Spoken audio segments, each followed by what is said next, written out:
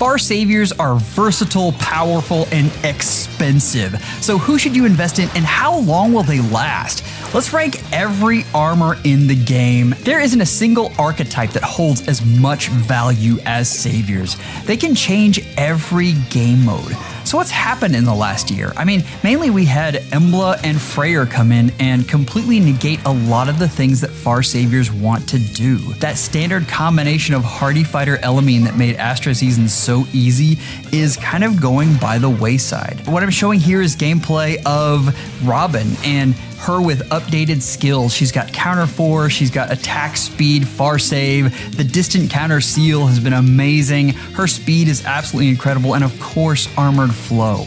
Let's talk a little bit about why these things are so game-changing and why they are so important. So let's get into how we're measuring saviors. And this archetype has a ton of variety, especially with the armored skills coming along and raising up ranged armors. The thing to remember is a savior has two jobs. The first and the most important is to survive. The second is to kill. What I'm looking at here is how well all of these saviors did versus these opponents. Every one of these opponents is going up against this unit, and you're seeing how much HP is left. What has come to light here is that Sims, we always look at them and they are great in a vacuum, but they are hard to represent real world. And so I've kind of tried to level the playing field and basically said, with everyone baselined, if you can survive with more HP, then you're a better savior.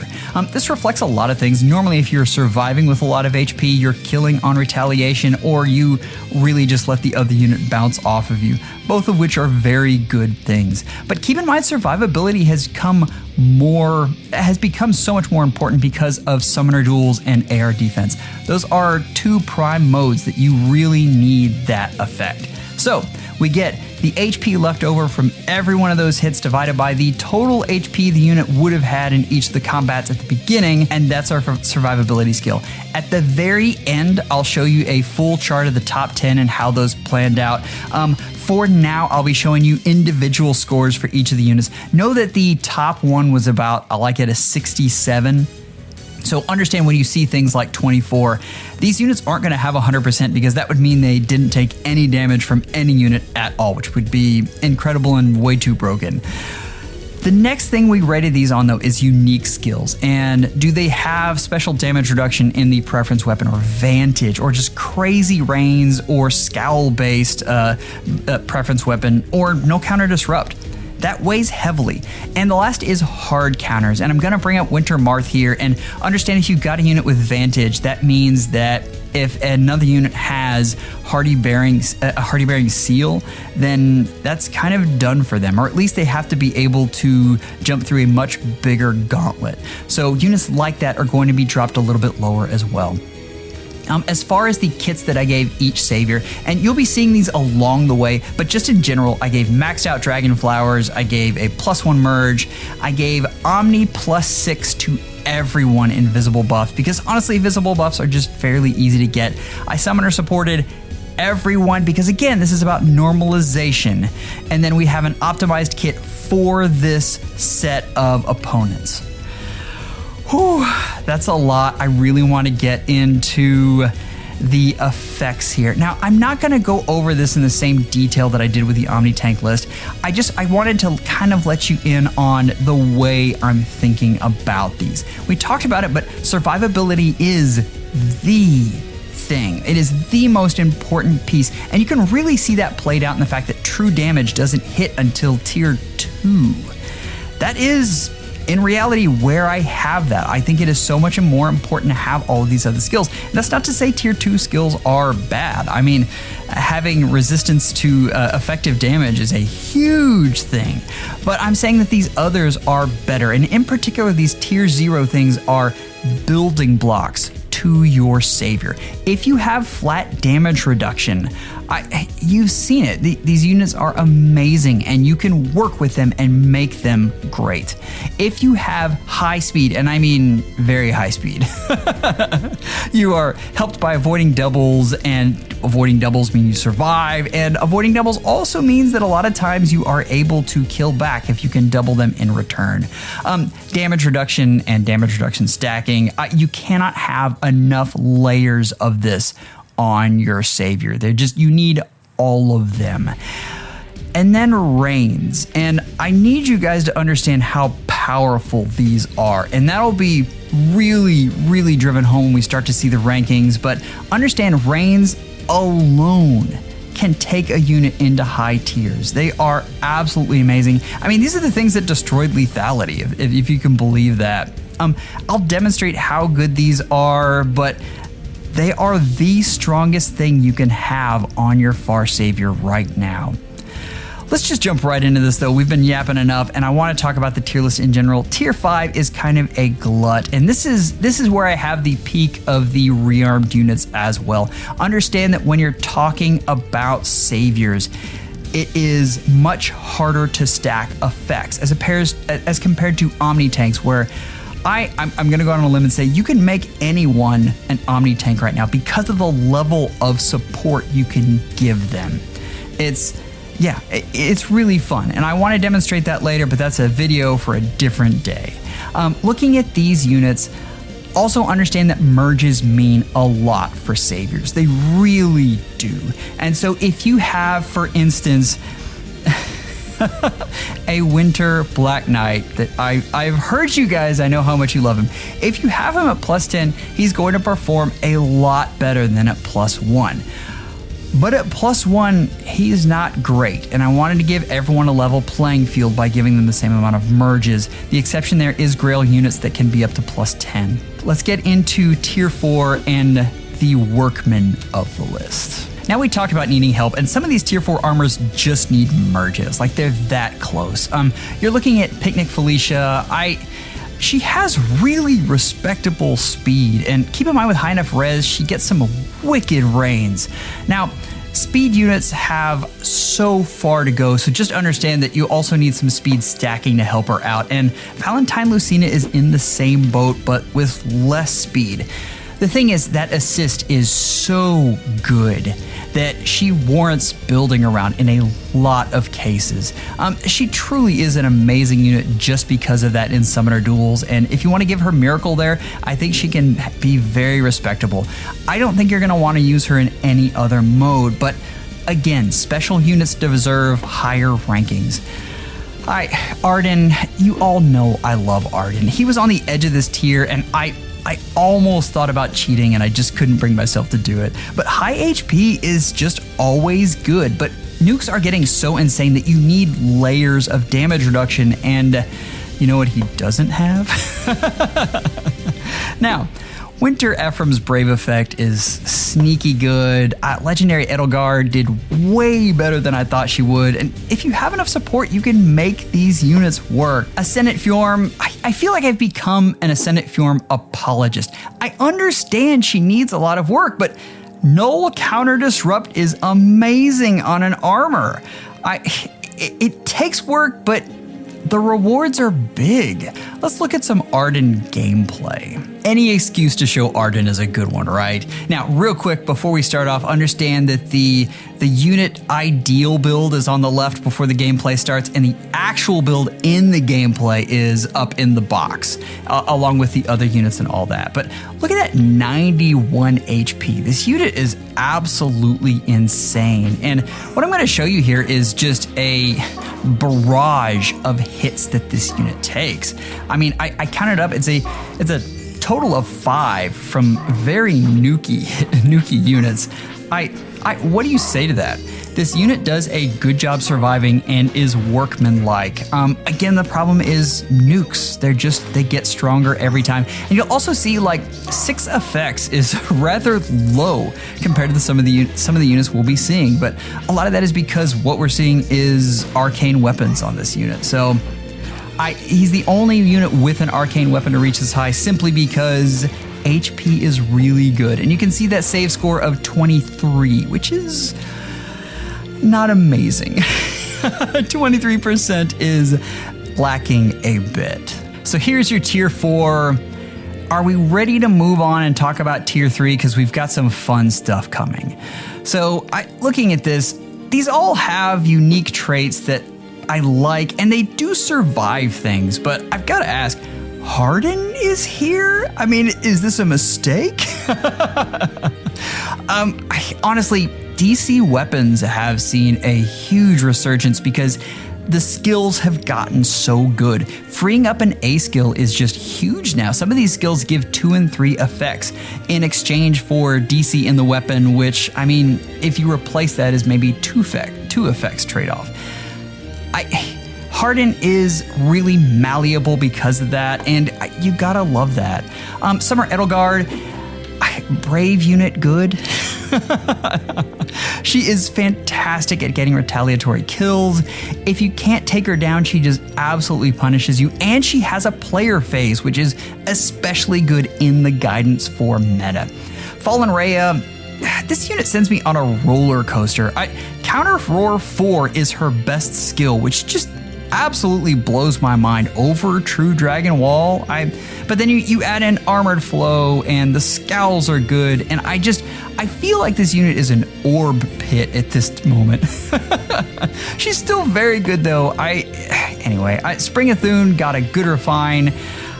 Gilliam helps flyers, which is interesting and unique, but you're here to see Picnic Flora, right? I had to go to the Picnic Flora master here and look at Penrost's defense, and it's tough to show exactly how influential she is in this case. You've got to understand the fact that she has that miracle from Maria means she's going to hit back very, very hard. And this is something that we've seen ranged armors become good because they can have a great player phase, and you saw her just jump across and kill one of those units. That adds an additional unit that is a combat worthy one, and that is fantastic in summoner duels. Absolutely amazing. Can she be a melee frontliner? No, but she can be an additional attacker, and any unit that can play multiple roles is very good. A score of 28, I mean, we're starting to climb the ranks. 28% isn't fantastic though, although she does have some nice things about her. Now, looking at this, we filled out tier 3. These are good units. We're going to start seeing some interesting things though with tier 2 and some solid role players. So I want to jump into this. Now, should we have just called this Hector tier? Let me stress, these are good units. Like tier 2, these are excellent. Brave Hector, this is the unit that just will not die. Special fighter, armored beacon, they are so good on him. And if you invested in him when he first came out, you have got to be happy because he's just the gift that keeps on giving. Rearmed Robin, I mean, a dragon armor as a rearmed unit can give out just a ton of skills. As a far savior, and again, tier 2 is good, but what's keeping her out of the elite range is just speed. Like, you really need more speed out of this unit, which is crazy. It is crazy that we've reached that level, but that's really what she's missing. As far as Duo Duma goes, his duo button is just so good. I can't put him higher because he just doesn't survive enough, especially in the current meta, but if you want to do a miracle build on him and pair him with some sort of special reduction unit, he shows up in summoner duels to this day. Duo skills on armors, I can't say enough about them in summoner duels. They are absolutely fantastic. I'd probably skip him in other modes though. Young Hector is one of the more divisive units here. You have people that just absolutely love him and people who hate him. And a lot of that is he plays differently than how he works in The Sims. And the reason is, in The Sims he doesn't score incredibly high, but he scales very well with support. So understand if you are using him with the right support, or if you are, if you have merges on him, then he does play like a higher tier unit. The problem is the units in the above tier don't need that and still perform well. Anyway, Winter Marth was the absolute hardest unit to rank on this list. Like, I woke up in the middle of the night and my head was spinning some nights. Let's look at some gameplay though and explain why this unit was so crazy to rank.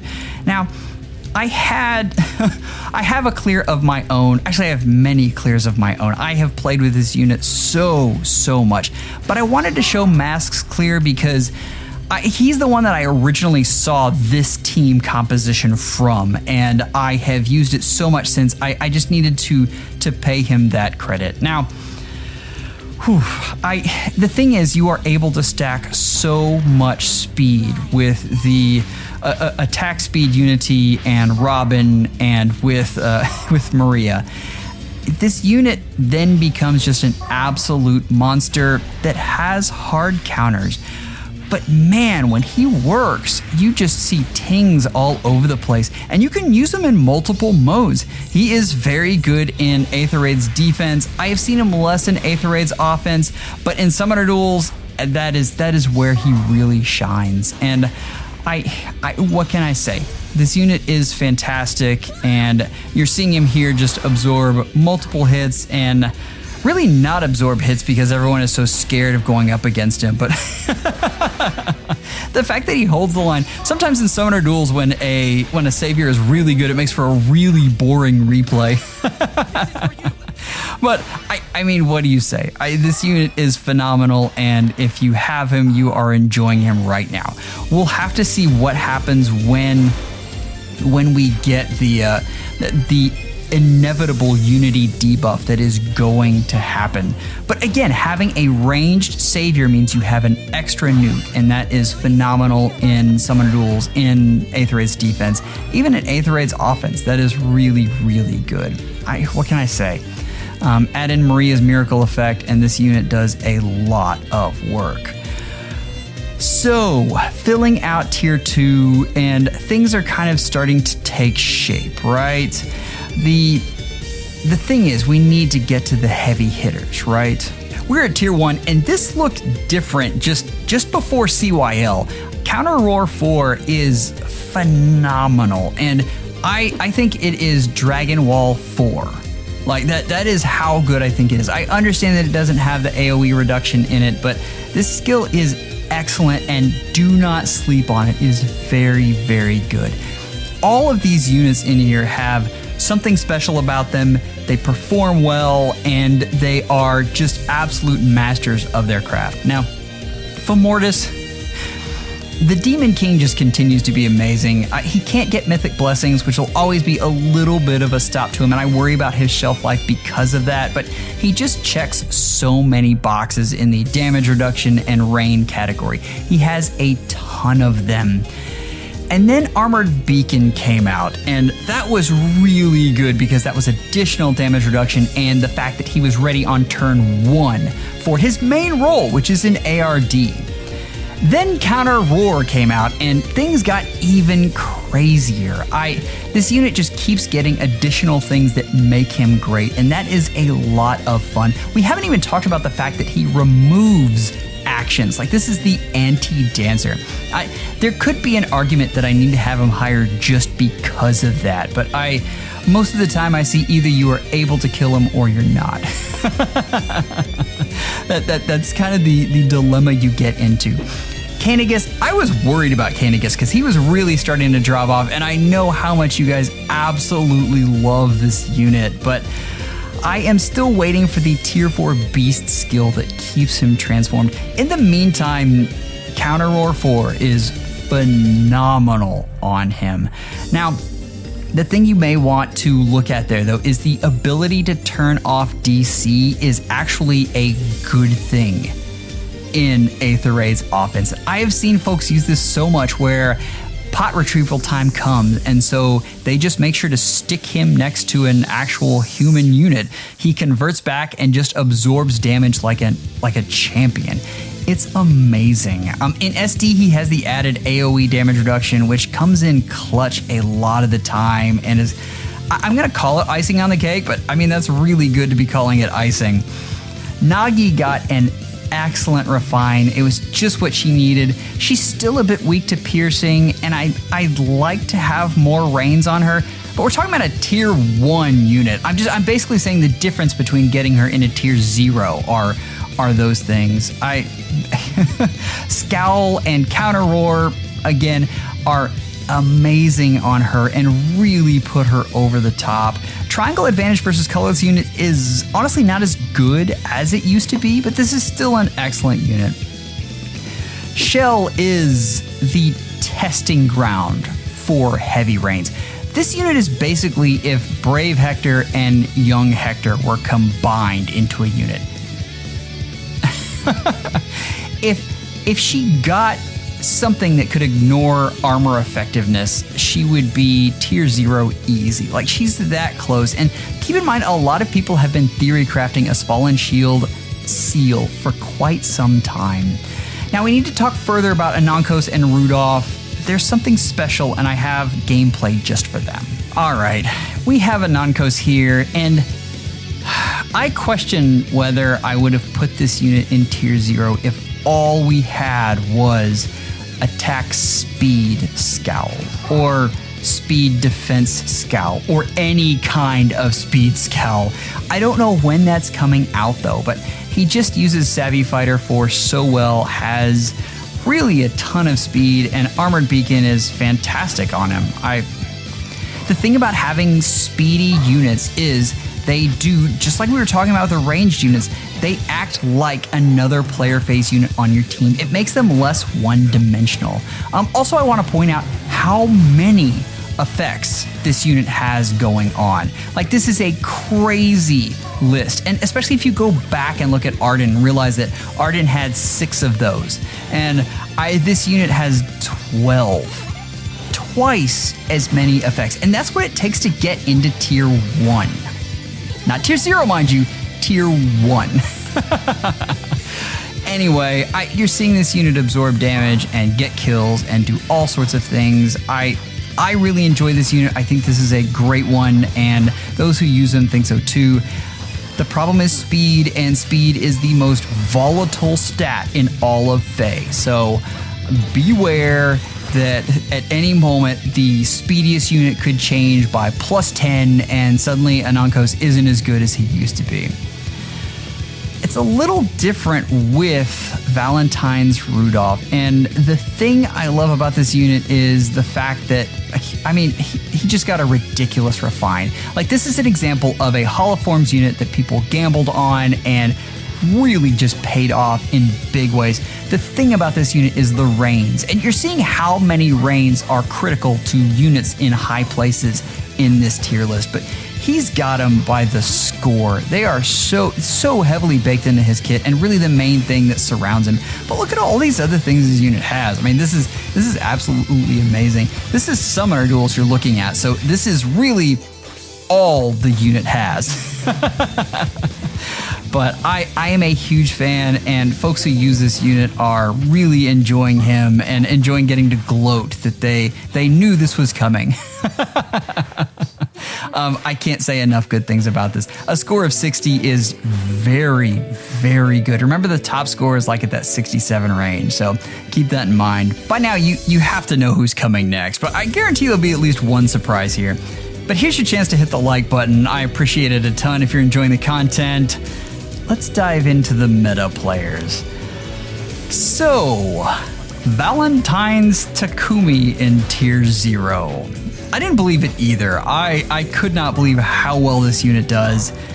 He's really good, and you've most likely been sleeping on him. I want to do gameplay of each of these, and we'll talk about them in turn though. Rocket Gal was kind enough to loan me some of her replays with her +10 Takumi, and what do you say about this unit? There are a lot of things. The main thing is the rain speeds. Like, debuffing the opponent's speed helps this unit keep up in the meta so well. It's really phenomenal, and I mean, you can see this unit is stopping Hinoka from doing any attacks because two things really: the scowl effect this unit gets because triangle advantage that we have in Hinoka. And also, the rain effect means that Hinoka's not going to be proccing Deadeye, and before that happens, Takumi's going to be able to take out that unit. I mean, what do you say? This unit has tons of damage reduction. the right reins, scowl. This unit is phenomenal, and he is coming up on the next Double Special Heroes, and he is a fun add if you get the chance. I have a hard time putting into words why Harmonic Tiki is so good because there are just so many things she has. The thing you really have to look at here is the combination of reins and damage reduction stacking though. I mean, the scowl effect helps you keep any kind of piercing specials away, including Special Spiral 4, which is very prevalent in the meta. You've got Guard, you've got Scowl. I just said Scowl, but it's just so good. And then you have different kinds of damage reduction in the different portions of this. Like if I had listed all the different damage reductions, Anyway, I'm going on and on because this unit is hard to describe because she is just so solid in many ways. The harmonic skill really helps in summoner duels as a stall tactic, even though it's not amazing in and of itself.